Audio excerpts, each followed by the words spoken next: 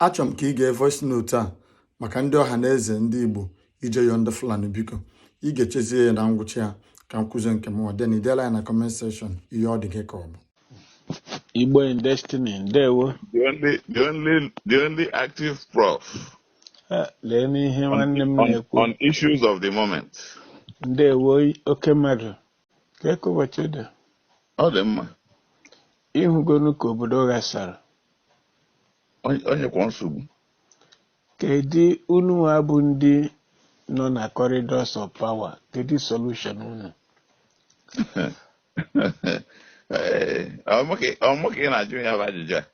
Kedu ihe onye m ga-ajụ ya oge ma bụ nwanne m nwere? Onye mụ na ya na-ekwurịta.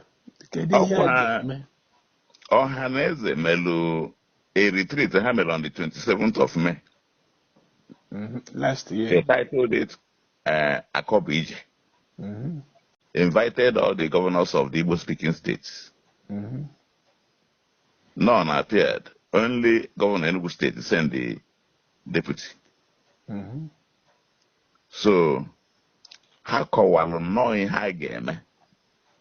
Na blood guilt na no coup of 1966 ebe ndị Igbo gburu ndị Hausa.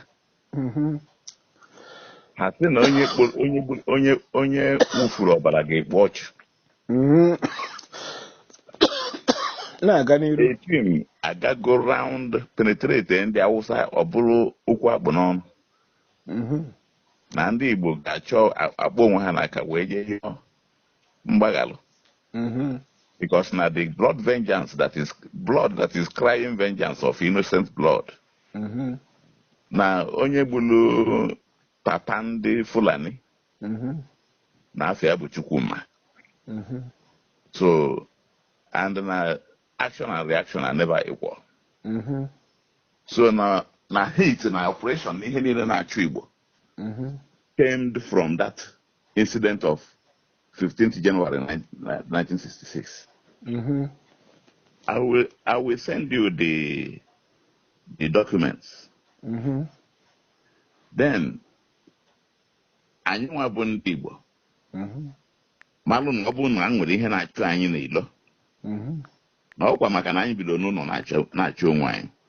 Akwụkwọ anyị ejegotere press. Mgbe na-asị ya mgbe a kọstụrụ dị akwụkwọ wetara m ya ha nche onye ọbụla ọ bụrụ 1 million ka a na-ebi ọ bụrụ 500,000 ị na-ebi ka e wee bido onye bụ ije. Ọkwa akwụkwọ ahụ ị dere? Yes.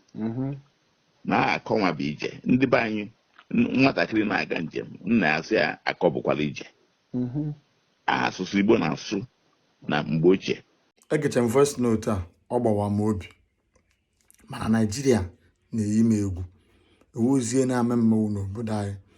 Ajụjụ m na-ajụ bụ ụfọdụ si na ere ndị Ohaneze ndị Igbo ama m kasị na 100 billion ka ego one a sị na enye ha ka ha nwee ike ime ihe anọ ndị a bịa nyere ha ego. Mgbe na-ajụ ihe a ọ ga-abụ eziokwu ruo onye Igbo hụrụ ara nne ya ga-aplan ụdị ihe a ka ọ ga-abụ ihe a na-eme ka a kwatuo ọchịchị iwu anyị na ndị otu ya nọ n'Ohaneze ndị Igbo. A ka ga-eme more inquiries na-ewetara unu ya ka ọ si kwesị ịdị. Ihe ọ bụla ọ dị gị ka ọ bụ dee ya na comment section ma tụsakwa ozi a ka ndị ọzọ fụ ma tụtakwa alụ makwara ihe na-eme n'obodo anyị. Aka m bụ onye nke gị Maazị ka Chukwu na-asị udo dịrị onye ọbụla chọrọ udo ma mata na ka onye si eme ka ekwesị akpa ya.